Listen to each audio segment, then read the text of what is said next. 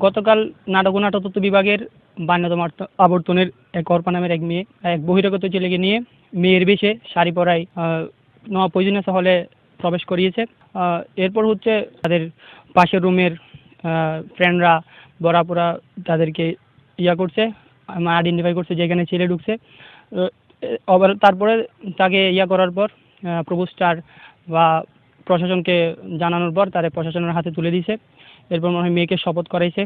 এটা আসলে আমাদের জাহাঙ্গীরনগরের জন্য একটা অবশ্যই খারাপ দিক। পরে আমরা ওই মেয়েটাকে তার হাজবেন্ডের কাছে আমরা দিয়েছি, নিরাপদ হেফাজতে দিয়েছি। আর আজকে আমরা যে সিদ্ধান্ত নিয়েছিলাম, আমি প্রভোস্ট হিসেবে তাকে 6 মাসের বহিষ্কার করেছি। আর বিশ্ববিদ্যালয় প্রশাসনের কাছে তার ব্যাপারে সর্বোচ্চ শাস্তি। আর হলের যে সিকিউরিটি বা গার্ড, তাদের বিষয়ে আমরা তাদেরকে সুকোজ করা হয়েছে এবং তাদের বিষয়টা তদন্ত কমিটি গঠন করা হয়েছে।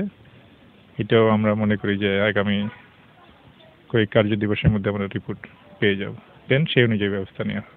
এই যুবকটা ওই যে হিম উৎসবে আসছিল লালন ভক্ত এই মেয়ের সাথে, যেহেতু নাট্যতত্ত্বের ওই মেয়েটাই নিয়ে আসছে সাথে।